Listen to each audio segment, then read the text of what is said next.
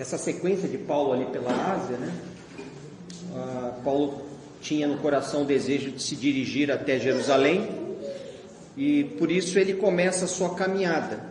E também havia a perseguição em Éfeso, né? A gente viu que Paulo estava ali sob tremenda pressão, e Paulo, então, ao iniciar essa jornada junto com os irmãos, a gente percebe que Paulo não caminhava sozinho, ele caminhava com os irmãos juntamente com ele. Amém. Então, ele enviou os irmãos à frente, né, para Troade, como que para preparar caminho, preparar lugar, verificar as condições, né? A gente sabe que Paulo era muito perseguido. Acho que depois de um tempo Paulo preferia ter uma notícia antecipada do que é que ele poderia esperar, né, nos lugares em que ia. E os irmãos foram até Troade. E na sequência, Paulo segue e navega ali por aproximadamente 5 dias até chegar a Troade. E essa porção da palavra, ela é uma porção da palavra singular, ela tem uma característica assim bastante distinta das demais que a gente ouviu até agora, porque acontecem coisas aqui que não são muito comuns, né, de acontecer. Nós que frequentávamos ali o ministério do irmão Dong, as conferências, a gente assistia 3, 4 horas, já começava a dar calo, né? A gente já ficava incomodado com isso daí. Mas aqui nessa porção da palavra, que vai do versículo 7 até o versículo 12, capítulo 20, nós vamos ler já na sequência, a gente vê uma situação bastante inusitada. Mas Deus é aquele que arranja todas as situações, né? Ele arranja os lugares, Ele arranja as pessoas e Ele arranja as circunstâncias. E a gente viu isso ao longo de todo o tempo aqui em Atos, né? Deus preparando as circunstâncias, preparando as pessoas, preparando a sua palavra. E não podia ser diferente, essa é a Bíblia, né? Essa é a inspiração divina, e é dessa forma que Deus ele caminha e a sua obra é realizada, né? Coisas extraordinárias acontecem aqui. Claro, nós vamos ler, eu queria só dizer para os irmãos, sabe quando a gente vai deixar um lugar e a gente quer deixar uma forte impressão? Quando eu falo isso, não é que Paulo quer deixar uma forte impressão de si mesmo, mas Deus quer deixar uma forte impressão ali nos irmãos naquela região, ali em Troade. Então ele faz algo de maneira bastante excepcional. Eu confesso para os irmãos, se eu estivesse numa reunião que alguém caiu da janela e foi dada como morto, para mim a reunião acabou. Vamos cada um para sua casa, pega esse moleque, vamos embora antes que coisa pior aconteça, né? Primeiro que perde o foco, né? Aquele tumulto, imagina, né, irmão? Um tumulto, um jovem. Os estudiosos dizem que isso deveria ser um jovenzinho ali.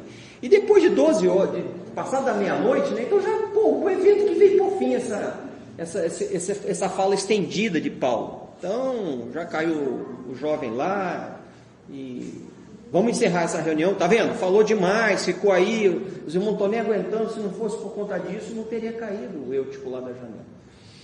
Mas o que acontece não foi isso aqui, não foi isso. Os irmãos ali permaneceram, os irmãos ainda tocaram ali mais um volume de horas, que eu não sei que horas eles começaram, se foi como aqui, 18h30, se foi 20 horas, alguma coisa assim, mas nós percebemos aqui que Deus arranjou circunstâncias muito especiais para os irmãos tocarem aí, provavelmente mais de 8 horas, 10 horas de palavra. Por que isso aconteceu? Por que dessa forma, né? Então, nós vamos procurar olhar sobre esse enfoque. A gente precisa criar uma imagem mental na nossa cabeça das circunstâncias que estavam presentes ali naquele local, não esquecendo que quem narra isso aqui é Lucas. Lucas é uma pessoa que tem uma capacidade intelectual, né? Um olhar aguçado. Um médico tem que ter um olhar aguçado, né? Para perceber as coisas, para diagnosticar, para expor qual é o problema, para encaminhar um tratamento. Então, é Lucas que está escrevendo aqui. Vamos fazer a leitura do versículo 7 até o 12, todos nós juntos. No primeiro dia da semana, estando nós reunidos com o fim de partir o pão, Paulo, que devia seguir viagem no dia imediato, exortava-os e prolongou o discurso até a meia-noite. Havia muitas lâmpadas no cenáculo, onde estávamos reunidos. Um jovem chamado Eutico, que estava sentado numa janela, adormeceu profundamente durante o prolongado discurso de Paulo. Vencido pelo sono, caiu do terceiro andar abaixo e foi levantado morto.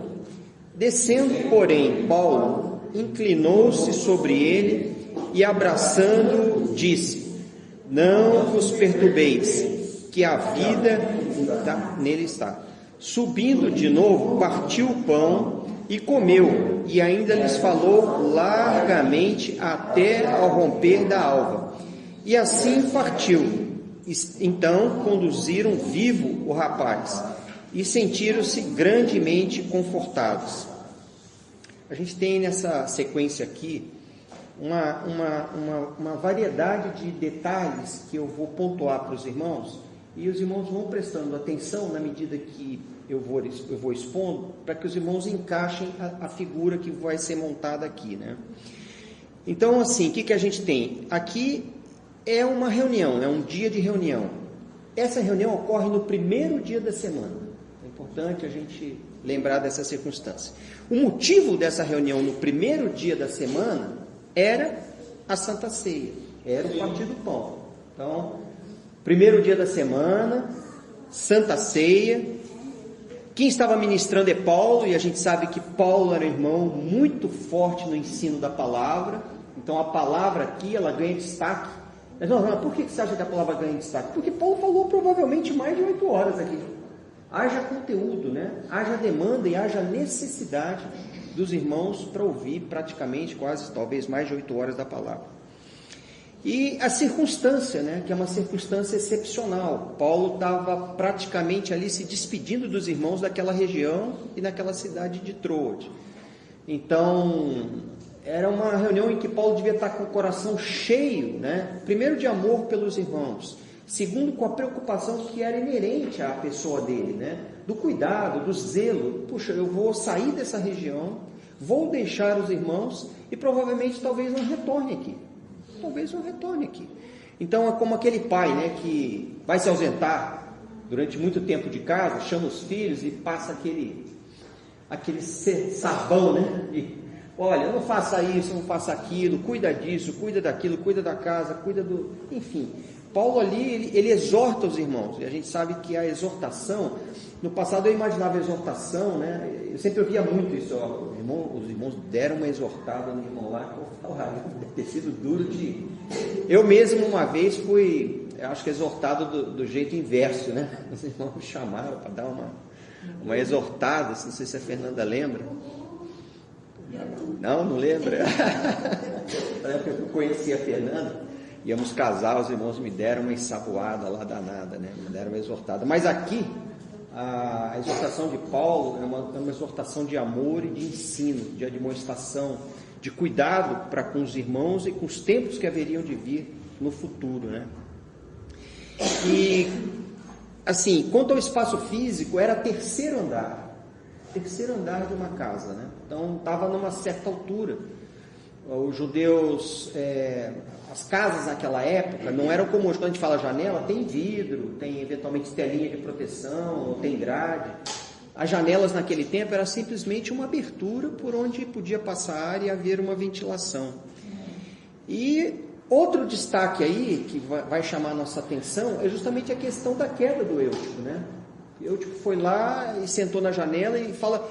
Não é que ele estava desinteressado pela palavra, eu vi muitos textos aí tentando alegorizar demais essa situação, fazendo suposições, que então ele não tinha interesse na palavra, não prestou atenção, a gente tem que tomar cuidado, porque se não prestar atenção vai cair da janela também.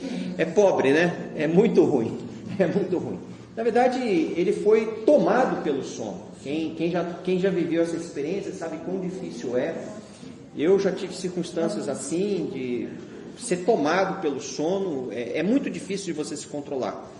E no fim você acaba cedendo, não tem jeito. O corpo não consegue prosseguir e você apaga, né? Você apaga. Então, esse é o cenário que nós temos que ver, e onde acontecem também, como eu falei logo no preâmbulo, né, uma pessoa morre, né? Então, uma situação bastante inusitada. Não é comum a gente ouvir falar em mortes em reunião, né? Não é comum, isso não é uma situação comum. Então a gente vê que o Senhor, ele é aquele que junta, como eu falei, todos os elementos, né? Junta todas as peças. Ele juntou os irmãos naquele dia, sendo o primeiro dia da semana. Podia ser uma quinta-feira, uma sexta-feira, uma quarta-feira, uma segunda. O Senhor juntou os irmãos naquele dia, que era o primeiro dia da semana. Era domingo, né? Era no terceiro andar. Provavelmente se fosse no primeiro andar eu cairia e não ia acontecer nada, no máximo ali uma luxação nas costas. Mas o Senhor ajeitou tudo. E mais, né? O Senhor levou Paulo a ter conteúdo, porque, irmãos, humanamente falando, você não tem tudo isso. Você não tem. Você estuda aqui um dia, 2, separa 10, 8 folhas e fala 1 hora, 1 hora e meia. Paulo fez ali um longo discurso. Então, essas circunstâncias foram divinamente organizadas, né? Elas foram arranjadas, porque Deus queria deixar uma forte impressão com relação a 3 questões que nós devemos, nessa noite, também focalizar, né? Primeiro, a questão da mesa do Senhor, né? Ou seja, Paulo sai, ou completa o seu movimento ali naquela região, no dia da mesa do Senhor, no dia da ceia do Senhor. Então, Deus tinha um encargo, um desejo, uma vontade de sublinhar essa questão da mesa do Senhor. 2, Deus também tinha o desejo de sublinhar a questão da palavra de Deus, o nosso apreço pela palavra, a nossa capacidade de escutar a palavra de Deus. Então, a gente tem que ficar atento a isso. E também nós percebemos que aonde há comunhão, porque mesa, irmão, significa comunhão. Mesa significa proximidade, intimidade. Ninguém convida um inimigo para sua casa, né? Sim. Convida amigos. O Senhor não convida inimigos para a ceia, Ele convida seus filhos, aqueles que foram salvos. Então o Senhor se coloca numa posição de intimidade, de abertura de coração. E aonde há intimidade com a presença do Senhor, aonde há a palavra do Senhor de uma maneira muito clara, muito forte, há a presença do Espírito Santo. E a presença do Espírito Santo, ela aqui não só se manifesta na mesa, nos elementos, na palavra, mas na circunstância em que uma pessoa cai, morre, e Paulo vai lá e essa pessoa é trazida à vida novamente. A gente não vê essa questão da ressurreição de mortos de uma maneira muito leviana na Bíblia. Você pode pegar o Velho Testamento, você pode pegar o Novo Testamento, existem algumas passagens específicas, muito específicas, denotando realmente o poder de Deus em reverter a morte. E é o que acontece aqui. Mas o que Deus quer mostrar? Que Paulo é capaz de reverter a morte? Não. Paulo, como nós, irmãos, é um caco, né? Um caco de barro, um vaso de barro, que o Senhor vive quebrando, né? Então quebra e cola tudo de novo, quebra e cola tudo de novo. Mas o Senhor quer mostrar que onde há a presença do Espírito Santo, onde há a palavra de Deus, há poder para realizar muitas obras, para realizar a vontade do Senhor e causar forte impacto em meio às pessoas. Bom, posto isso, né, irmãos, eu vou fazer um pequeno retorno ao Antigo Testamento, para que a gente possa situar um pouco a questão da mesa do Senhor, o significado dela e o que é o sacrifício que o Senhor fez dando sua vida por nós, né? Nós sabemos lá que desde o princípio no Éden, muito provavelmente um animal foi imolado por conta do pecado de Adão e Eva. Ali Deus estabelece um princípio que sem derramamento de sangue não há remissão dos pecados. Adão e Eva pecaram. Provavelmente ali eles foram vestidos de peles de animais, indicando que houve um sacrifício naquele momento.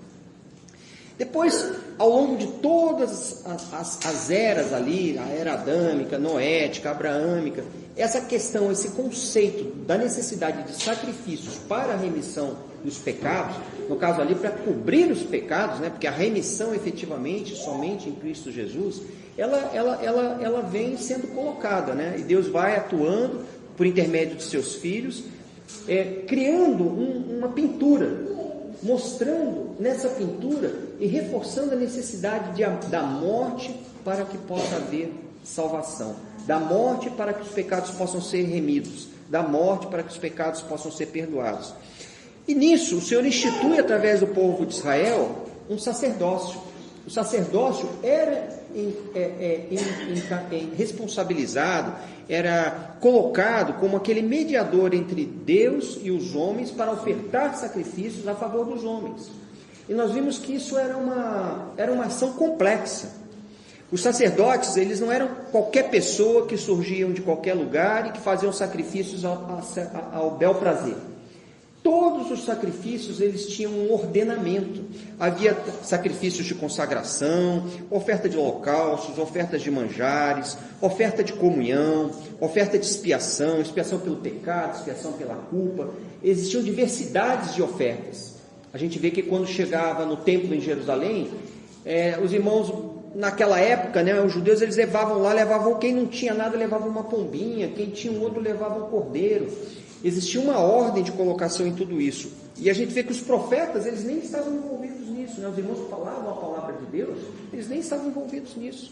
A boca do Senhor para manifestar a palavra não passava pelo sacerdócio. O sacerdócio, ele era específico. Nós lembramos da casa de Levi, né? O sacerdócio, ele era específico, os levitas. Mas era um processo complexo, né, irmãos? Os irmãos lembram, existiam as vestes sacerdotais, existia a estola, a roupa, os utensílios, existia o lugar. Você não podia fazer sacrifício também a partir de um determinado ponto, em qualquer lugar, de qualquer maneira. Existia um ordenamento muito claro. Acho que a maior parte de nós sabe muito bem isso. Eu estou trazendo a memória só para que a gente possa juntar as partes todas e depois glorificar o Senhor pela sua obra, né? Amém. Glorificar o Senhor pela sua obra.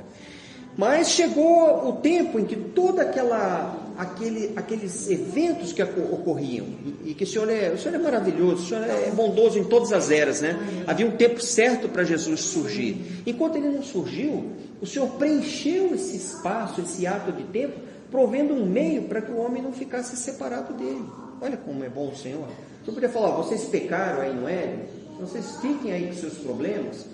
Num dado momento vai surgir aquele que vai ser expiação por todos os pecados e resolve o problema de vocês. Ele desce lá no Hades, resolve o problema de todo mundo que morreu no pecado, com seus problemas. Mas o Senhor não só propiciou temporariamente uma maneira de cobrir esse período do tempo, como criou uma pintura, né? Como que apontando progressivamente.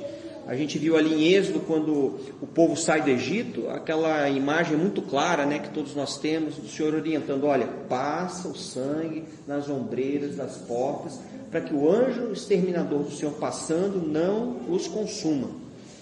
E assim foi, e eles foram salvos. As famílias que estavam debaixo do sangue do Senhor, dentro daquelas circunstâncias, não foram consumidos com as pestes, as pragas, todas aquelas circunstâncias que vieram sobre o Egito e foram libertados do mundo.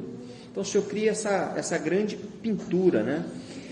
E o Senhor, no tempo oportuno, no tempo da graça, naquele tempo determinado, Ele vem e surge no meio de nós. E para os judeus, muitos tinham dúvidas, né, a respeito da pregação que Jesus fazia. Muito natural, acho que já cheguei a falar isso para os irmãos. Ninguém muda de dieta. A gente assiste num canal de YouTube um casal de japoneses. Eles vieram ao Brasil, passaram aqui durante 1 ano. Mas ele continuou gostando da comida da terra dele, né? Ele gostou da comida aqui do Brasil. Mas ele continuou gostando. Ele voltou e falou, que bom estar de volta aqui no Japão e comer a minha comida, comer a comida da minha nação. Então você não muda um hábito, um costume de uma maneira muito simples, e o Senhor sabia disso. Por isso, durante 3 anos e pouco, o Senhor andou aqui na terra, falando a respeito do Evangelho, dando testemunho da salvação, testemunho da verdade. E a gente sabe que num dado momento, uma mulher se aproxima dele e nessa dúvida, indaga a ele, Senhor, mas finalmente, como é que é isso aí? Onde é que a gente vai adorar então agora? Porque os nossos pais nos ensinaram que a gente devia adorar assim, assim, assim. Dentro de toda essa circunstância cerimonial, complexa, difícil de ser implementada, que se não tem um sacerdote, não tem sacrifício. Não adianta o Alex querer chegar lá e falar, faço sacrifício aqui. Você é fulminado. Você meter a mão naqueles objetos, o cálice, a taça, o candelabro, a mesa, se você entrar lá no Santo dos Santos, pode esquecer. Vão tirar você lá na pazinha, né? Pode varrer e tirar na pazinha lá de dentro. Né? Então, ela pergunta para ele, indaga, como é que a gente vai fazer? E o Senhor falou, vai chegar a hora em que os verdadeiros adoradores o adorarão em espírito e em verdade. Ou seja, o lugar não tem mais relevância. Pode ser nessa sala, pode ser na outra sala, pode ser na casa dos irmãos, na casa das irmãs, na casa do Orlando, do Alex, na casa de qualquer um, debaixo de uma árvore, lá na África. Deixou de ter relevância, o Senhor simplificou aquela complexidade. Você não precisa vestir uma roupa especial, você não precisa estar numa condição especial, você não precisa fazer um treinamento de como fazer os sacrifícios, sair atrás criar as ovelhas para ter aquelas ovelhas específicas, naquela condição de pureza que era necessária, sem defeito, sem nenhuma manchinha. Não havia mais, o Senhor simplificou todo esse processo, né? Então, Jesus, nós sabemos, Ele é o consumador. Ele foi a última gota de sangue necessária a ser derramada para que os nossos pecados fossem definitivamente perdoados. A gente não precisa repetir o sacrifício de Cristo. Quando nós estamos na mesa do Senhor, nós não estamos repetindo o sacrifício. O Senhor já morreu, o sangue já foi derramado. Nós já fomos perdoados. Nós estamos relembrando, estamos trazendo à memória, conforme o Senhor falou, a obra que Ele realizou. Estamos sendo inclusos continuamente nesse amor fraternal, nesse ambiente relacional, nosso com os irmãos e nosso com o Senhor. Então nós temos assim, essa gratidão. Mas o que aconteceu ao longo dos tempos? A gente vê que essa é uma batalha, né? Nós vivemos dentro de um contexto de batalha espiritual. O Senhor faz a sua obra, vai para a cruz, morre por nós, resolve os problemas. Depois nós vamos ler alguns versículos, irmão. A dimensão dos problemas que o Senhor resolveu, a gente pensa que o Senhor resolveu só os nossos problemas. Mas a gente vai ler em Hebreus que o Senhor resolveu problemas que também ocorriam nos céus, até o tempo da morte dele. Haviam problemas que foram resolvidos ali. Então a obra do Senhor, ela extrapola a dimensão simplesmente terrena. Ela atinge e impacta também a esfera celestial. É importante a gente ter essa percepção para que a gente valorize, né, a obra do Senhor, a mesa do Senhor. E mais, o Senhor podia ter realizado toda essa obra e falou, a obra é minha. Vocês me glorifiquem por isso, mas vocês não têm parte nisso. Vocês não têm parte. Continua aí, vou dispensando a minha graça para vocês, vou falando a minha palavra para vocês, vai ter palavra, vai ter estudo, vai ter canto, louvor, adoração. Mas a obra é minha. Mas não foi assim que o Senhor fez. O Senhor chamou os seus naquela noite em que ele estava para ser traído. Era a Páscoa judaica. Ele chama os irmãos e inclui os irmãos na ceia. E ali ele abre o coração para os irmãos. A ceia do Senhor é um convite de Deus para nós. Para que nós tenhamos comunhão com Ele. Para que nós o adoremos, nos alegremos na obra que Ele realizou, tendo perfeita consciência, não simples o costume, né? Eu venho todo domingo aqui, e de vez em quando a gente vem meio embaçado, né? A gente vem meio que no hábito, né? Vem no costume. Põe a roupa, domingo, vamos lá. Mas a gente não pode perder de vista a realidade que está por trás disso. A expressão do amor do Senhor, não só de ter morrido por nós, mas nos inclui nessa festa, nessa mesa. Como eu falei, o Senhor, Ele não convida inimigos para essa mesa. Ele falou, abre a porta e chama todo mundo que está aí fora. Não, a ceia do Senhor é uma reunião particular, que alcança aqueles que estão salvos. Tanto é que uma pessoa que não conhece o Senhor, não é salva, ela não deve nem tocar no cálice nem no pão, para não tomar maldição sobre si. Mas para nós, que conhecemos o Senhor, é comunhão nas realidades introduzidas pela morte do Senhor.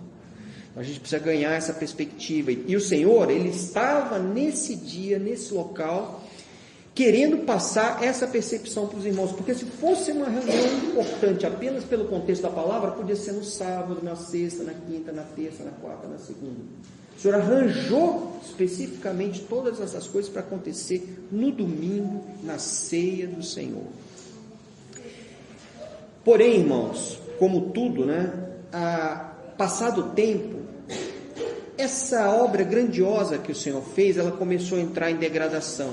Já a partir do 3º século, né, no Concílio de Trento, a gente vê que uma série de coisas que eram tão simples na comunhão do Senhor. Os irmãos percebem uma comunhão numa casa, no 3º andar, no meio de lâmpadas, lamparinas de óleo, com os irmãos ali muito à vontade, um na janela, sentado lá, né? Está sentado lá, na janela. Aí começa aquela coisa de voltar, né? Estabelecer vestimentas. Por quê? Porque a religião, o Império Romano adota e abraça o cristianismo, e não dá para o imperador ir fazer uma reunião numa casinha com lamparina lá, cheirando fumaça ali no meio dos irmãos, entendeu? Todo mundo impregnado para aquele cheiro de óleo queimando lá dentro, naquela fumacinha. Não dá mais. Não dá para ser qualquer um vestido de qualquer maneira perante o imperador. Então ele começa a introduzir costumes e ritos, e esses costumes e ritos remetem a uma coisa que era do passado, que no passado era muito boa, era legítima, era correta, foi instituída pelo Senhor. Todo o ordenamento sacerdotal foi instituído pelo Senhor. O Senhor não condena o ordenamento sacerdotal, mas aquela época passou. Por que passou? Porque a gente tem a realidade agora. Eu não preciso do sacerdote vestido com tudo aquilo, urim, tumim, as pedras, o peitoral, para ter a revelação do Senhor. Hoje o Senhor fala direto. Então aquilo foi muito importante, é guardado na nossa memória como uma história importantíssima, como sinais da misericórdia do Senhor naquele tempo, mas para hoje já não tem mais serventia. Mas, por conta do Império Romano, volta novamente. Roupas sacerdotais, vestimentas sacerdotais, taça de ouro na mesa para poder tomar o vinho, o pão ali segmentado apenas aos sacerdotes, e assim vai, né? Começa a entrar em degradação aquele momento sublime de comunhão dos irmãos no corpo de Cristo, na mesa do Senhor. Isso vai por longo tempo, até que a gente sabe, veio a reforma. Ainda que pudessem haver irmãos que não caíram dentro do controle do Império Romano e da igreja formal, mas era a grande parte, era a parte mais preeminente. Muitos irmãos estavam debaixo dessas circunstâncias e assim ficaram. Mas veio a reforma, e a gente sabe que a reforma trouxe, de alguma forma, ainda que com muitos problemas, né, ela não consegue se libertar de tudo aquilo que foi colocado de volta, de traste, né, de lixo, porcariada que foi colocada para dentro da igreja, mas ela limpa muita coisa, e ela volta a reordenar a simplicidade do culto, a simplicidade da mesa do Senhor, e os irmãos então começam novamente a experimentar, poder participar da graça da mesa do Senhor. Imagina, você dentro de missas, né? Missas, durante séculos foi assim, irmãos. Grande parte do cristianismo aprisionado ali dentro desse contexto muito formal. Bom, hoje a gente olha para o mundo cristão onde nós estamos e a gente vê, e eu não vou nem me deter muito tempo, mas a gente vê que voltou a se degradar a comunhão de Deus com o seu povo nas chamadas ditas igrejas evangélicas, cristãs. A gente vê de tudo dentro desses locais: sessões de exorcismo, cura agendada, cura fabricada, falsas sessões de descarrego emocional, rodopios. Esses dias passei ali para a Fernanda um vídeo, os irmãos estão ali tudo de braço dado, passa o pastor, quem que é, assim rapidamente, todo mundo cai para trás. Se estivesse passando, lá falava, né, o super-homem, né, com música inclusive de super-homem, assim, caía todo mundo no chão, os irmãos rodando e rodopiando como loucos, possessos, numa dita reunião cristã. Não sei se são cristãos efetivamente ou não. O que está acontecendo ali? Que degradação aconteceu no meio daquelas pessoas que creem que Jesus Cristo é seu Salvador, mas que caíram numa apostasia desse tipo, né? Numa prática tão deletéria, né? Da fé cristã, dos costumes que o Senhor deixou, né? E a gente vê muitas coisas além disso, né? A gente vê piadas no púlpito, gritos, algazarras, stand-up meeting, né? Vai aquele pastor que faz piada, todo mundo dá risada e acha legal. E se você assistir, você acha interessante também. Você assiste pelo vídeo e fala, pô, mas interessante, né? Bacana, o irmão comunica alguma coisa aí, mas irmãos, não é assim, não foi assim. Não foi isso que o Senhor nos deixou. A gente tem que estar bastante vacinado para não achar até isso aí como algo que pode ser, né? Quem sabe? Porque, olha, tem gente que se interessa aí porque ele fala assim, chama atenção e é bacana, né? Eu não vou citar nomes, os irmãos sabem provavelmente a quem eu me refiro, né? Mas hoje, irmãos, nós estamos vivendo novamente uma verdadeira época de apostasia. E a gente sabe que a apostasia, não a apostasia do mundo, o mundo já está apóstata desde o dia que o mundo é mundo, eles já estão fora, já estão caídos. Quando a gente fala do termo apostasia, a gente está se referindo a um problema que ocorre dentro da igreja. Não estamos se referindo às pessoas que estão lá fora, que estão no mundo, no pecado. Não, eles não são apóstolos, eles nem chegaram a crer para ser apóstolos. A apostasia é uma característica, um problema, uma doença do mundo cristão, e que ocorre muito na nossa época, e é um dos sinais dos fins dos tempos também. Mas naquele momento, o Senhor está aqui, através de Paulo, né, o Senhor está falando fortemente, porque saindo daquele lugar, Deus queria deixar para os irmãos uma percepção muito forte, que aquele dia era importante, o domingo, o primeiro dia da semana. Então, o partir do pão no Novo Testamento, ele tem um sentimento intercambiável com a ceia do Senhor. Quando a gente fala ceia do Senhor, nós estamos nos referindo ao partir do pão. E a gente podia perguntar, por que eles não fizeram isso no sábado? Não dava para fazer no sábado? O sábado é um dia bacana também, já era um dia de descanso, instituído pelo Senhor. 6 dias trabalharás, no 7º dia descansarás. Se a gente está descansado, que legal fazer uma comunhão, né? Vamos fazer o partir do pão, vamos nos reunir, vamos adorar o Senhor, até porque o 7º dia para os judeus era um dia para adorar o Senhor, é um dia para, né, lembrar do Senhor, meditar na sua palavra, estar na sua presença. Por que não foi no sábado? E por que tem que ser no primeiro dia da semana? Não dava para fazer uma reuniãozinha no meio de semana, assim, só para fortalecer a gente, né? A gente poder aguentar o tranco, né? Ali, pega uma reunião bacana, assim, de meio de semana, partimos o pão, somos enchidos do Espírito Santo, né? Então, por que tinha que ser domingo? Por que tinha que ser primeiro dia de semana? E por que não podia ser num sábado, por exemplo, né? Bom, tem uma razão para isso daí, né? Essa aliança do Senhor, como eu falei, ela é uma aliança celebrada no seu sangue. O Senhor celebra uma aliança. Quando Ele está para ir para a cruz, Ele se refere ao evento da sua morte como um evento de significado marcante, um evento talvez que os próprios irmãos, naquele momento ali, na Páscoa, celebrando a Páscoa, né, se juntaram naquela casa, naquele lugar, naquele cenáculo. Tudo aquilo para os irmãos, hoje nós temos isso em perspectiva, né, muito clara, tem a Bíblia, tem vários livros, vários estudos, isso foi esmiuçado, está claro. Mas os irmãos naquela época, tentando entender tudo o que está acontecendo, ele vai morrer, e é isso mesmo? Será que é isso mesmo? Vamos ver então, estamos aqui, mas vamos ver, né? Mas o Senhor estava ali, falando para eles, né? Vamos ler Mateus 26, capítulo 26, eu vou ler aqui, os irmãos acompanhem, né? Vamos ler 26, 27 e 28.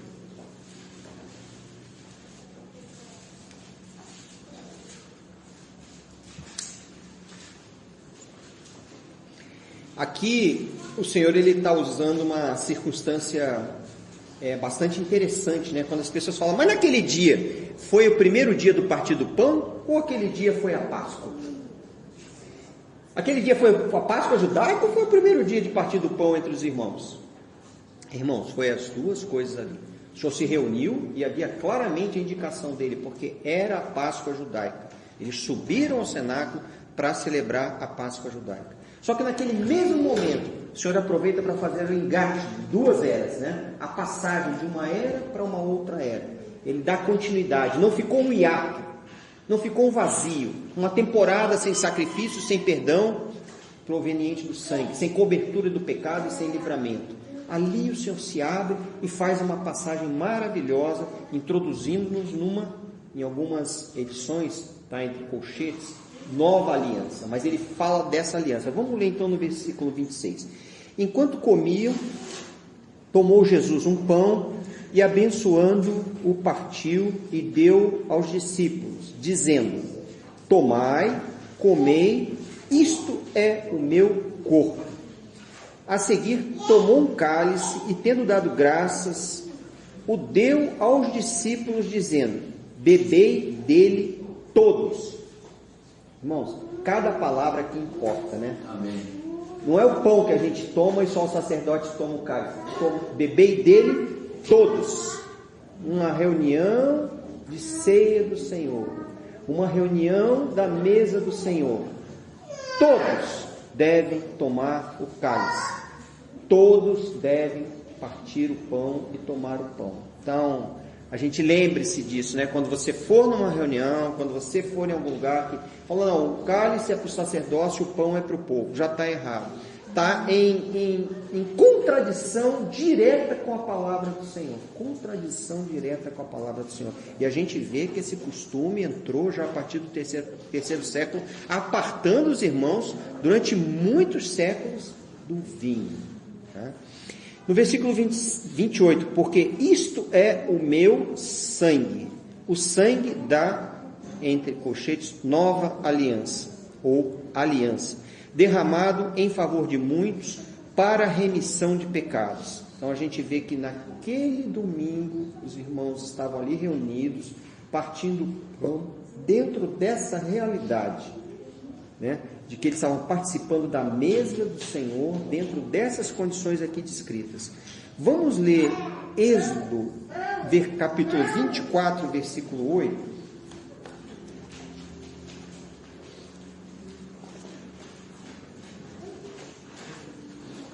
Por que sangue, né, irmãos?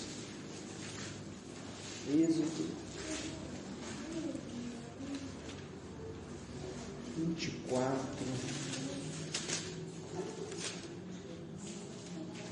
A minha Bíblia tem muitas páginas. 24, 8.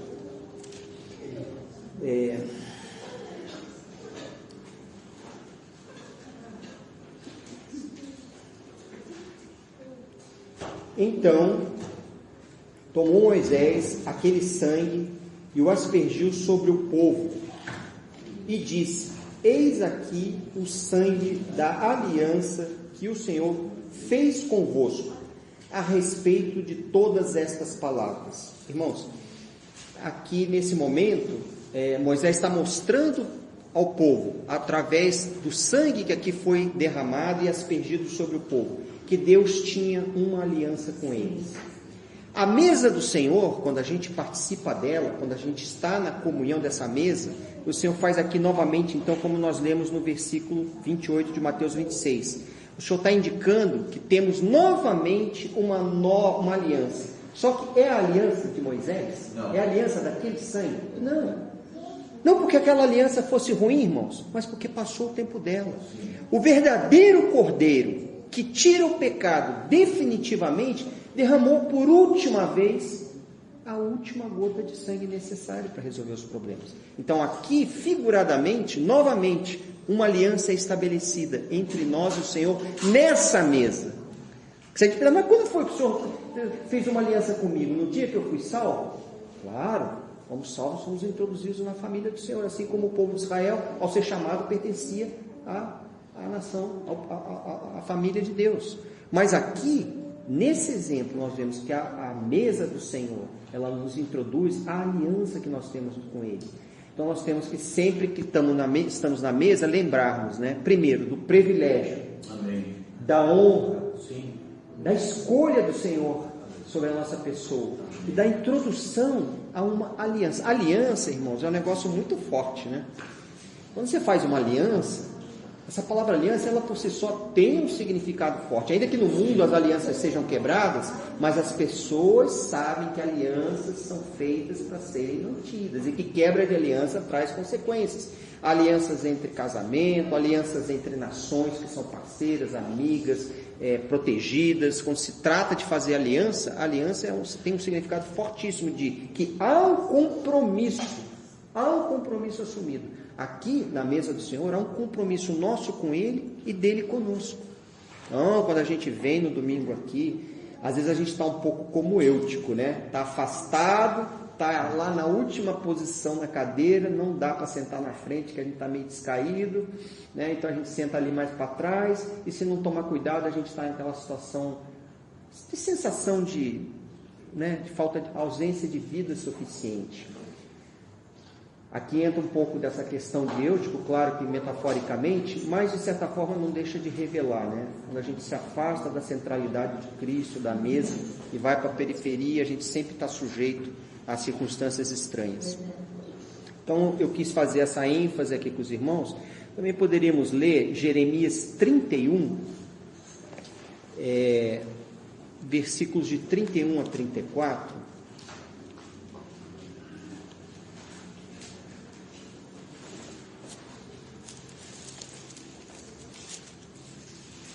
Jeremias 31. Aqui a promessa já do Senhor, né? A sua promessa profética para os tempos em que nós estamos, né? Fala assim: eis aí vem dias, diz o Senhor, em que firmarei nova aliança com a casa de Israel e com a casa de Judá, não conforme a aliança que fiz com seus pais. Lembrem os irmãos ali o que lemos em Êxodo, né? Não como aquela, no dia em que os tomei pela mão para os tirar da terra do Egito. Eu acabei de comentar com os irmãos sobre a questão, né, do sangue nos umbrais. Aqui, Jeremias está profetizando, ou seja, Deus está falando pela boca de Jeremias, está dizendo: olha, eis que chegará um tempo que eu farei uma aliança com vocês, não como aquela aliança que eu fiz com o povo de Israel, mas uma aliança de superior, né? Uma aliança superior. Não como aquela que eu os fiz para tirar do Egito, porquanto eles anularam a minha aliança. Não obstante eu os haver desposado, diz o Senhor, porque esta é a aliança que firmarei com a casa de Israel depois daqueles dias, diz o Senhor. Na mente lhes imprimirei as minhas leis, também no coração lhes escreverei. Eu serei o seu Deus, e eles serão o meu povo. Não ensinará jamais cada um ao seu próximo, nem cada um ao seu irmão, dizendo: conhece ao Senhor, porque todos me conhecerão, desde o menor até o maior deles, diz o Senhor. Pois perdoarei as suas iniquidades, e dos seus pecados jamais me lembrarei. Irmãos, essa promessa estava diante do povo de Israel quando o Senhor veio. A gente sabe que eles não aderiram a isso na sua maioria, ainda que alguns tenham sido salvos, e que nós, muitos de nós, no tempo presente, fomos salvos pela graça e somos pertencentes a essa promessa. É uma promessa que se manifesta agora nos nossos tempos para nós. Vamos ler Hebreus para a gente ver a dimensão do resultado dessa morte do Senhor, não só resolvendo o problema dos nossos pecados aqui na terra, mas também de problemas celestiais. Hebreus 9,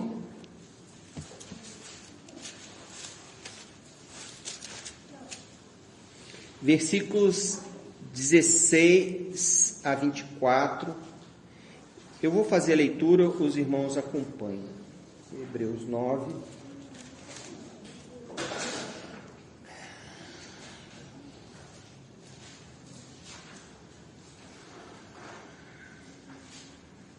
Porque onde há testamento, é necessário que intervenha a morte do testador. Pois um testamento só é confirmado no caso de mortos, visto que de maneira nenhuma tem força de lei, enquanto vive o testador. Pelo que nem a primeira aliança foi sancionada sem sangue, porque havendo Moisés proclamado todos os mandamentos segundo a lei, a todo o povo, tomou o sangue dos bezerros e dos bodes, com água e lã tinta de escarlate e sopo, e aspergiu não só o próprio livro, sobre o livro, como também sobre todo o povo, dizendo: este é o sangue da aliança, a qual Deus prescreveu para vós outros. Igualmente também aspergiu com sangue o tabernáculo e todos os utensílios do serviço sagrado. Com efeito, quase todas as coisas, segundo a lei, se purificam com sangue, e sem derramamento de sangue não há remissão do pecado. Agora prestem atenção no versículo 23. Era necessário, portanto, que as figuras das coisas que se acham nos céus se purificassem com tais sacrifícios. Então, na terra, nós tínhamos elementos que são figuras das coisas que se acham nos céus. Percebe? Versículo 23. Era necessário, portanto, que as figuras das coisas que se acham nos céus se purificassem com tais sacrifícios. Mas as próprias coisas celestiais, com sacrifícios a eles superiores. Ou seja, a gente poderia purificar as coisas daqui na terra com essas figuras das coisas celestiais. Então, aqui na terra tinha um candelabro, é figura de alguma coisa que tem lá nos céus. Tinha a taça, tinha os pães, tinha a mesa da proposição, tinha todos aqueles elementos, eram figuras de coisas que estão lá nos céus, segundo Hebreus. E essas coisas aqui na terra eram purificadas com sangue de bodes, carneiros e bezerros. Mas, o que fala aqui? O próprio versículo 23, mas as próprias coisas celestiais, com sacrifício a eles superiores, ou seja, as coisas celestiais não podem ser purificadas com sangue de bode, touro, carneiro, nem quebrando o galho, como foi com eles aqui nesse tempo. Não podem, porque Cristo não entrou em santuário feito por mãos, figura do verdadeiro. Então não existe a figura de um verdadeiro, né, local. Porém no mesmo céu, para comparecer agora por nós diante de Deus. Então, quando o Senhor morre, a sua mesa instituída, por conta da sua morte, seu sangue derramado, aqui na terra, definitivamente a questão dos pecados são resolvidas. E lá nos céus, as figuras das sombras que estão aqui na terra, cuja realidade estão lá nos céus, também foram purificados, porque não eram purificados pelos sacrifícios de ofertas segundo a lei mosaica. Com isso eu encerro aqui o tema da questão da mesa do Senhor, no sentido do significado da morte do Senhor, representado nessa mesa, que Paulo ali no primeiro dia da semana, Deus arranjou para que a reunião fosse uma reunião de partir do pão. Em João capítulo 20, no versículo 1, ainda diz assim: no primeiro dia da semana.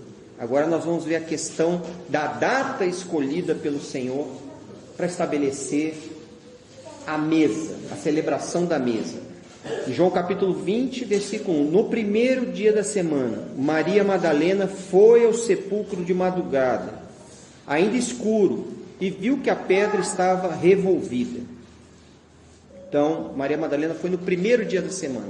Qual é o primeiro dia da semana? O calendário judaico, de 1 a 7. Sábado é o 7º dia, o dia do descanso. Próximo dia, domingo, primeiro dia da semana. Último dia da semana, 7º dia. O último dia da semana, segundo Gênesis. Deus criou tudo, no 7º dia descansou e encerrou a semana. Próximo dia, primeiro dia da semana. Então Maria Madalena foi lá ao sepulcro ver se o Senhor estava lá no primeiro dia da semana. Depois no versículo 19, do mesmo capítulo 20. Chegada, pois, a tarde daquele dia, o primeiro da semana, e cerradas as portas onde os discípulos, com medo dos judeus, se tinham ajuntado, chegou Jesus e pôs-se no meio, e disse-lhes: paz seja convosco. O que aconteceu ali dentro daquela casa? Os irmãos estavam reunidos, assim como a gente se reúne quando vai numa reunião de casa, né? Estamos reunidos lá dentro. Se juntou, se reuniu, né?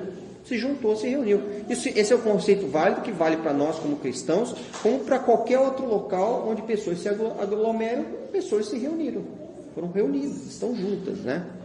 Depois no versículo 26, passados 8 dias desde a ressurreição, estavam outra vez ali reunidos os seus discípulos e Tomé com eles, estando as portas trancadas. De novo, né? A turma estava com medo, a situação ainda era bastante sensível. Estavam trancados. Veio Jesus, pôs-se no meio e disse-lhes: paz seja convosco. Novamente a gente tem a menção, 8 dias da morte do Senhor, na sequência é o próximo domingo. Novamente domingo. Em 1 Coríntios 1,16, os irmãos vão aí para ninguém dormir, irmãos. Não fica tedioso aí, não vão dormir hoje aqui, hein? Não vão dormir, só vou precisar de umas 4 horas para completar isso aqui. Vai ter sopa depois, né? Depois tem sopa, vai revigorar todo mundo. Se alguém desmaiar de baixar a glicose aí, tem sopa. 1 Coríntios 16, versículo 2. Fala: no primeiro dia da semana, cada um de vós ponha de parte o que puder ajuntar, conforme a sua prosperidade, para que não se façam coletas quando eu chegar. Então, irmãos, novamente aqui, já um pouco mais à frente, na experiência dos irmãos, nós já não estamos falando do momento ali do Senhor com os discípulos, na passagem da Páscoa judaica para a mesa do partir do pão. Nós estamos falando já ali um pouco mais à frente em Coríntios, no primeiro dia da semana, cada um, né, põe de parte aquilo que o Senhor tem lhe dado. Então a gente vê que passou progressivamente a ser costume dos irmãos reunir-se no primeiro dia da semana, porque foi assim a circunstância dos primeiros irmãos, que está lá relatado. Maria Madalena vai lá procurar o Senhor, não está, os irmãos estão reunidos. 8 dias de novo, novamente os irmãos estão reunidos. Estão reunidos na quarta, na quinta, na sexta, no sábado? Não, de novo eles estão reunidos no domingo. Por quê? Porque eles entenderam que o Senhor havia ressuscitado naquele dia. Maria Madalena foi lá e ele não estava lá. Então, vamos reunir no próximo domingo, quem sabe? Né? O Senhor aparece aqui para a gente, quem sabe? E de fato o Senhor foi e apareceu para eles lá, né? Então, irmãos, essa passa a ser uma prática quase que constante no seio das comunidades cristãs naquela época, né? E vou fazer uma nota aqui para os irmãos, só para que os irmãos tenham a sua fé consolidada e também um correto entendimento, né? Em 7 de março de 321, o imperador Constantino, né, ele edita lá um decreto em que ele coloca o domingo como o dia de adoração. O que acontece? O Império Romano era um império que abraçava muitos povos e muitas nações, inclusive tendo os judeus no meio lá daquele império, né, em Jerusalém, como um ponto importante, como sempre foi. Então, para no sábado, para no domingo, para na quarta porque é a deusa Ísis, para na sexta porque é a Deus não sei o que, Deus X, Deus Y. Para com isso daí. Domingo é o dia, é o primeiro dia da semana e daqui para frente vai ser assim. E a gente sabe que existe o Adventismo, né? O Adventismo advoga que a mudança do sábado para domingo se deu por conta de Constantino. Estou colocando isso para os irmãos, para que os irmãos tenham a correta defesa da fé quando forem indagados. E é muito simples, né? É muito simples. Quando chega o século terceiro aqui, quando é em 321 praticamente, os irmãos já estavam reunindo no domingo faz tempo, já tinha 3 séculos que os irmãos estão reunindo no domingo. Então não foi por conta de Constantino que mudou de sábado para domingo. Se tinha ainda alguém lá, por alguma questão de tradição, ou por conveniência, por uma circunstância específica, partindo o pão no sábado, por conta de Constantino acabou indo para o domingo. Irmãos, a palavra de Deus não coloca isso como uma ordenança, tanto é que os irmãos partiam o pão, houve época que partiu o pão todo dia de casa em casa, nós não somos obrigados, não existe uma lei obrigando você a partir o pão no domingo, mas essa é a história da tradição cristã, de que os irmãos partiam o pão no domingo, né? A gente não pode afirmar que todas as igrejas faziam isso, mas a gente pode afirmar que isso aí foi adotado em grande parte pelos irmãos. O ponto primordial nessa questão toda não é o sábado, não é o domingo, não é a segunda, terça ou qualquer outro dia da semana, mas o ponto primordial na qual se apoia a nossa fé é a ressurreição do Senhor. Aleluia. E é símbolo, ela é simbolizada na vitória do Senhor na cruz, expressa através do pão e do cálice. Irmãos, avaliem, né? Se não há ressurreição, posso parar agora, desliga tudo aqui, fecha a luz, vamos tomar sopa e também não volto mais aqui para falar. É vã nossa fé. Se o Senhor não ressuscitou, nós também não vamos ressuscitar. Então o que está em questão aqui, que a mesa simboliza, o Senhor faz questão que nós lembremos a cada semana, é a sua vitória na cruz, é a morte e a ressurreição. Se fosse só a morte do Senhor, celebramos a ceia, a morte do Senhor. Tem uma pegadinha aí, tem algo falho. Não vai ressuscitar? Não vai ressuscitar. Então para com isso. Comamos e bebamos. Quem disse? Não sou eu. Paulo fala isso. O Senhor não morreu, o Senhor não ressuscitou, então levando nossa fé, comamos e bebamos e vai acabar o mundo amanhã, eu quero estar bem, né? Quero estar comigo mesmo. Essa é a realidade, né, irmãos? Em 1 Coríntios 15, versículo 13 e 14, que Paulo expressa aqui, ele fala: e se não há ressurreição de mortos, então Cristo não ressuscitou. E se Cristo não ressuscitou, é vã a nossa pregação. Então, para de falar, para de pregar, para de contar essa história aí, e é vã a vossa fé. Se você tem fé de que você vai ser arrebatado, se você tem fé que você vai ser ressurreto, se vier o Senhor depois de você já ter falecido, se você tem essa fé e ele não ressuscitou, esquece, a tua fé é uma fé de trouxa, né? É uma fé de bobo. Para com isso. Mas não, a gente sabe que não é assim. Não é assim. Essa realidade, irmãos, ela é uma realidade estupenda. Ela é uma realidade estrondosa. A gente sabe que quando o Senhor ressuscitou, mortos saíram do túmulo. A terra escureceu no momento da sua morte. foi algo impactante. Ele é impactante sobre todas as dimensões, tanto materiais quanto espirituais. Será que a gente tem capacidade de capturar isso integralmente? Eu não sei. Mas, irmãos, isso é capturado pela fé, porque as pessoas que estão no mundo não veem isso. Se Deus não concede fé, não concede graça, não concede salvação, essa obra estupenda que é capturada pela fé não é percebida. É necessário que haja fé. Mas ainda assim, irmãos, há comprovação histórica de tudo isso. Acho que semana retrasada, o Alisson falou do Didaquê. O Didaquê era um pequeno compêndio, como que chamado de um livro com a doutrina dos apóstolos, né? Porque os irmãos perseveravam na doutrina dos apóstolos. E qual era a doutrina dos apóstolos? Então os irmãos fizeram ali um pequeno resumo, um pequeno compêndio para facilitar um pouco o que era essa doutrina dos apóstolos.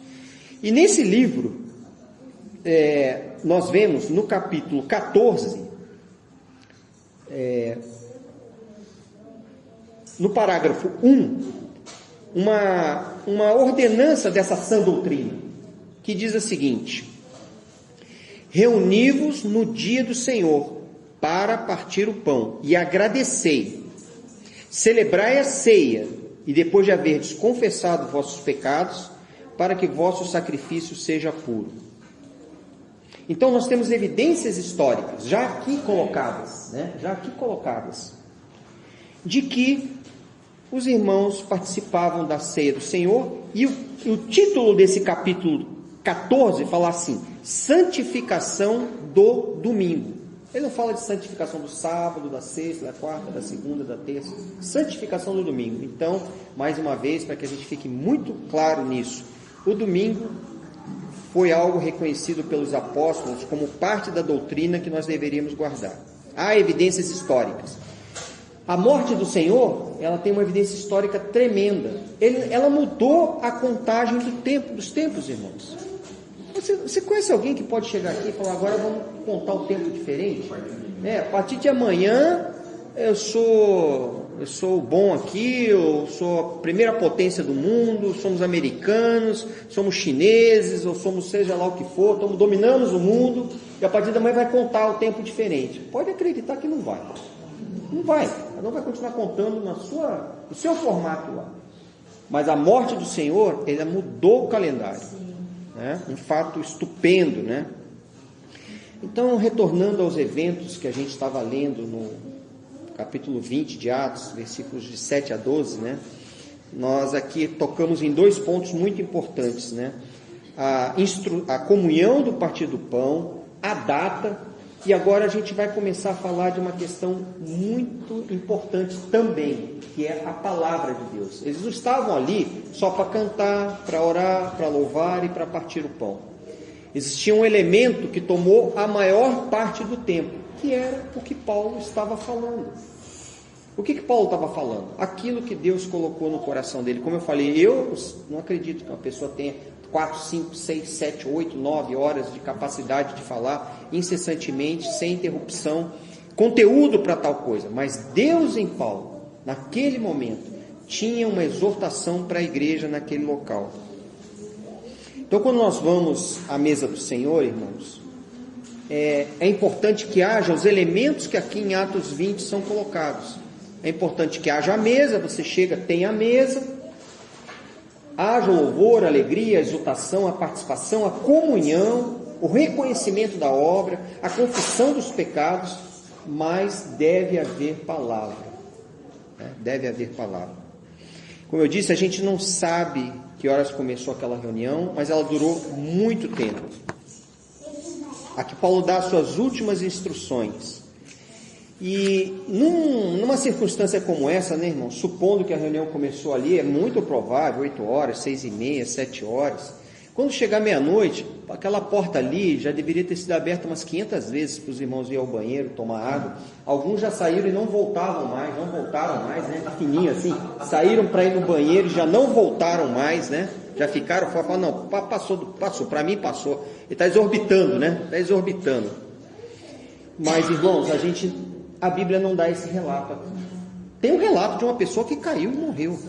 Só isso. Poderia dizer, os irmãos, tomados pelo sono, em parte deixaram a pregação de Paulo e retornaram.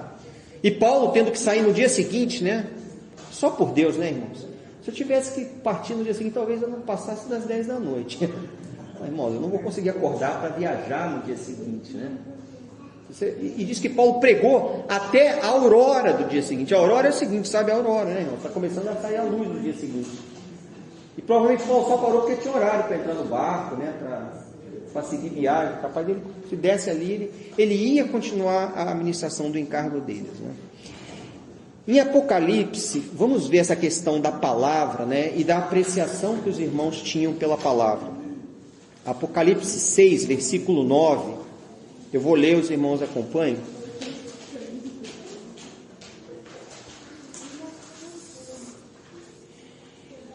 E havendo aberto o quinto selo, vi debaixo do altar as almas dos que foram mortos. Vejam bem, irmãos, mortos por amor da palavra, Almeida Revista e Corrigida, por amor da palavra de Deus e por amor do testemunho que deram. Então, o amor à palavra de Deus, o amor ao ensinamento, que é a exortação advinda da palavra de Deus, é característica daqueles que são vencedores, aqueles que estão debaixo do altar, na presença de Deus. No Salmo 19, vamos acompanhar, quem puder, abra. No Salmo 19, versículo 7, fala assim, onde a gente vai ler diversas palavras que são intercambiáveis com o termo palavra de Deus, né? O versículo 7 fala assim, a lei do Senhor é perfeita. O que é a lei do Senhor? É a palavra dele que está escrita. A lei se manifesta através de escrituras chamadas de palavra. A lei do Senhor é perfeita e refrigera a alma. Então, quando a gente está, né, ali naquela circunstância, ela vem e refrigera. O testemunho do Senhor é fiel. A gente sabe que a palavra testemunha o Senhor e dá sabedoria aos simples, ou seja, a palavra do Senhor nos dá sabedoria. Se falta sabedoria, se a situação está difícil, a gente sabe. A palavra do Senhor. É bom que conheçamos a palavra do Senhor. No versículo 8, os preceitos do Senhor são retos e alegram o coração. O mandamento do Senhor é puro e ilumina os olhos. Então, novamente, né, quando fala os preceitos, onde estão os preceitos do Senhor? Estão na palavra. Onde está o mandamento do Senhor? Está na palavra. Os preceitos e os mandamentos são puros e iluminam os nossos olhos. A gente sabe que lâmpadas para os nossos pés são a tua palavra. Amém. No versículo 9, o temor do Senhor é limpo e permanece eternamente. Os juízos do Senhor são verdadeiros e justos juntamente ou igualmente justos. Então, mais uma vez, né, a palavra do Senhor, ela permanece, o temor do Senhor permanece, né? Os juízos do Senhor, onde estão manifestados os juízos do Senhor? Na sua palavra. No versículo 10 fala, mais desejáveis são do que o ouro, sim, do que muito ouro fino, e mais doces do que o mel e o licor dos favos. Novamente, essa é a característica da palavra, quando nós estamos saudáveis, estamos corretamente posicionados diante do Senhor, a palavra do Senhor, ela se torna como algo agradável a nós. Nós temos prazer em ouvir a palavra, em ler a palavra. Quem é cristão que já não esteve enfermo de falar, puxa, não estou conseguindo ler a palavra, não estou conseguindo sentir prazer, não estou enxergando mais a palavra. Tem época que a gente passa por essa enfermidade. Quando o Senhor restaura você, o que acontece? Você sente tanto apreço pela palavra, né? Você fala, nossa, lembra bem quando a gente voltou a ler a Bíblia depois de tanto tempo? Só lia alimento diário, né? A gente voltou a ler a Bíblia e a gente descobriu que existia uma Bíblia, que tinha luz própria, que não dependia de luz de homens. Nossa, que desfrute, que prazer que foi. Também por eles é admoestado o teu servo, e em os guardar a grande recompensa, ou seja, guardar os mandamentos, guardar a palavra do Senhor. No Salmo 119, versículo 17, fala assim, faze bem ao teu servo, para que viva e observe a tua palavra. Ou seja, receber o bem do Senhor é uma graça para que nós possamos observar a palavra dele. Amém. Você quer ser abençoado por Deus? Peça ao Senhor para que lhes dê da sua palavra. No 47 fala: e alegrar-me-ei em teus mandamentos, alegrar-me-ei na tua palavra, que eu amo. No versículo 167, a minha alma tem observado os teus testemunhos. Onde estão os testemunhos do Senhor, irmãos? Na palavra. Amo-os extremamente.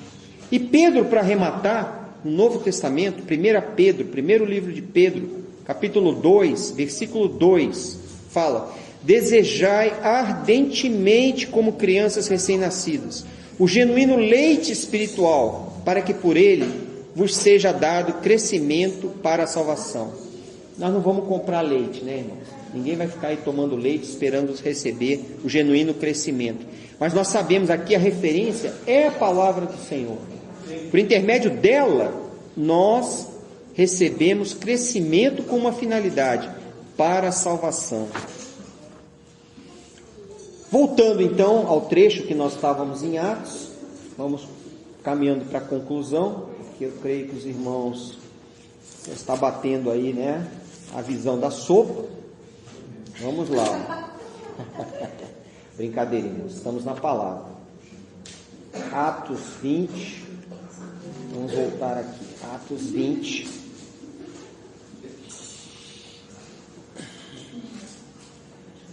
Ainda fala para nós, quero também fazer uma leitura, antes de retomar Atos 20, que é Atos 2, versículo 42 e 46, que nos fala assim: e perseveravam na doutrina dos apóstolos, e na comunhão, no partir do pão e nas orações. Essa tríade, né, que nós temos aqui, comunhão, partir do pão e orações, irmãos, é aquilo que faz parte da doutrina e que sustenta a nossa alma durante toda a nossa jornada de deserto que é a nossa vida aqui até a volta do Senhor.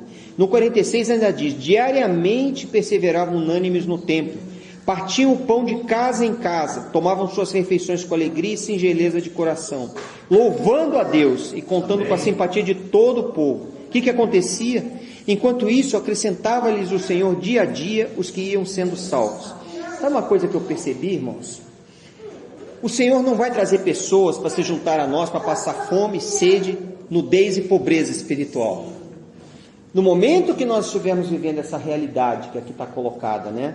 Essa tríade, comunhão, partir do pão, orações, singeleza de coração, comunhão, o Senhor opera a obra de trazer dia após dia aqueles que vão ser salvos, né? Esse é um pré-requisito. Então essa ceia do Senhor, ela aponta para essa comunhão fraternal entre os irmãos. E ainda no capítulo 10 de Coríntios, versículo 16, é dito: porventura o cálice da bênção que abençoamos não é a comunhão do sangue de Cristo? O pão que partimos não é a comunhão do corpo de Cristo? Então nós devemos encontrar na mesa do Senhor aquilo que os irmãos estavam encontrando aqui, essa comunhão, né? Do sangue e do corpo do Senhor. E no capítulo 20 de Atos, então, retomando, no versículo 8, diz que havia muitas lâmpadas no cenáculo onde estavam reunidos. E esse jovem, chamado Eutico, no versículo 9, que estava sentado numa janela, adormecendo profundamente, durante o prolongado discurso de Paulo, vencido pelo sono, ou seja, ele lutou, né? Quando uma pessoa é vencida, significa que há luta, né? Não há vencido e vencedor se não há uma luta. Ele lutou, mas foi vencido pelo sono, e caiu do terceiro andar abaixo, e foi levantado morto. Irmãos, como que pode numa reunião cristã ter morte, né? Morte, meu Deus. Eu estou aqui dando risada, né, irmãos, mas assim, eu não gostaria de passar essa experiência, sinceramente. Eu preferia que não acontecesse isso nunca aqui no nosso meio, porque a gente vê as circunstâncias, a gente nunca sabe o que vai acontecer depois, né? Vai ressuscitar? Vai ter morte? Vai acontecer? É isso que Deus planejou? No momento em que Eutico caiu, os irmãos provavelmente devem ter ouvido o barulho do terceiro andar, bum, correram lá e falaram, né? Provavelmente quem deve ter corrido lá? É uma inferência, mas é natural supor. Quem era o médico ali? Lucas. Desceu lá e atestou, morreu. Morreu. Olha o clima que deve ter ficado, né, irmãos? A gente fala, o irmão tem filhos, a irmã tem filhos.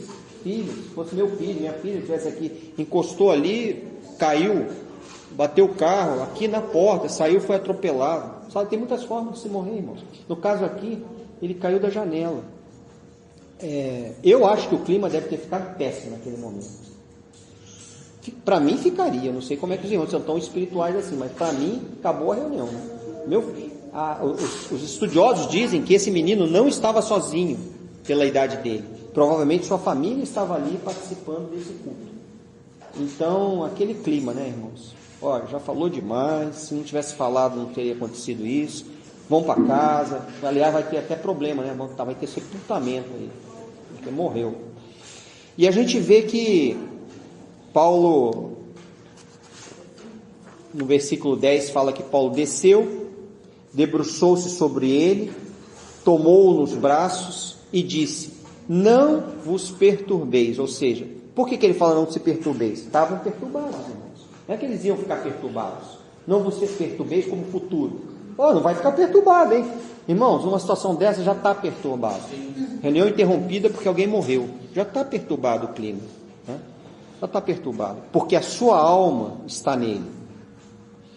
Isso remete a 2 ressurreições que aconteceram no Antigo Testamento. Eu não vou fazer a leitura, o Alisson até na reunião passada comentou conosco, em 1 Reis 17, também em 2 Reis 4, o Senhor operando de maneira muito similar a essa, o profeta indo lá e deitando sobre o menino, e o menino retomando a vida, né?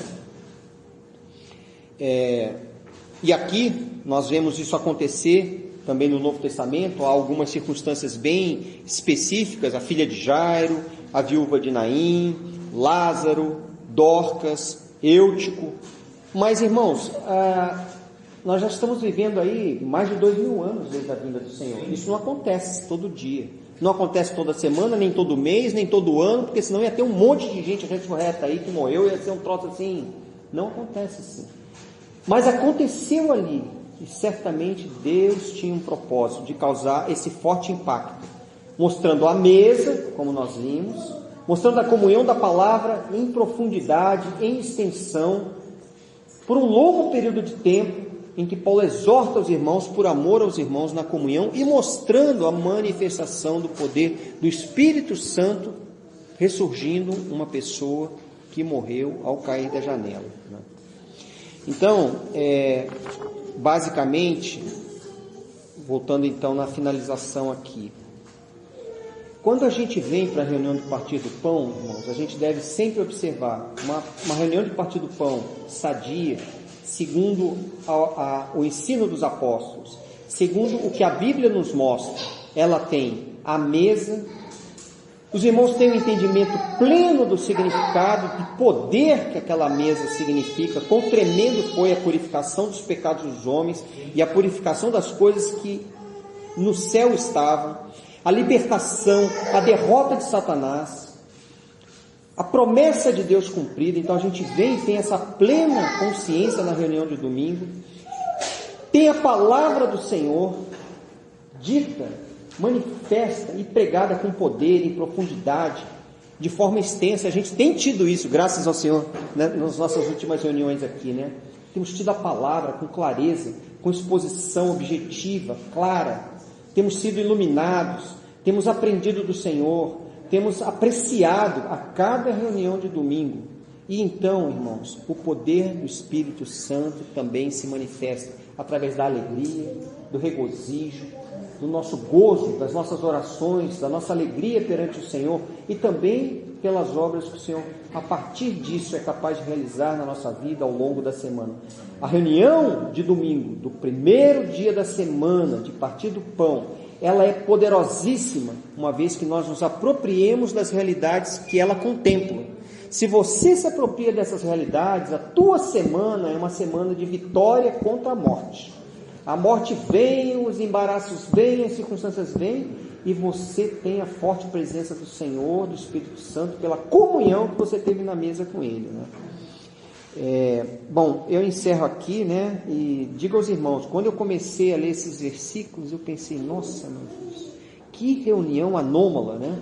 Uma reunião de tantas horas, uma reunião com morte, com pessoas caindo, e mais, depois volta para a reunião de novo ainda. Eu falo, tá bom, olha, eu te ressuscitou aqui, tá bom, vamos então parar, já deu tempo, amanhã eu vou embora e deixa como tá. Vamos cada um para sua casa, né? Deu. Paulo ainda continuou até o raiar do sol do dia seguinte. Alcancemos misericórdia, né, diante do Senhor, de ter esse apreço, de ter essa visão clara, essa percepção. Acho que se a gente tem essa percepção, a gente já vem para a reunião muito grato ao Senhor por tudo que essa mesa representa, né? E ganhamos enchimento do Espírito por conta da palavra. Vamos aproveitar cada palavra dita, né? Cada palavra compartilhada. Vamos absorver. E que o Senhor nos abençoe com o poder do Espírito Santo decorrente dessa comunhão. Amém.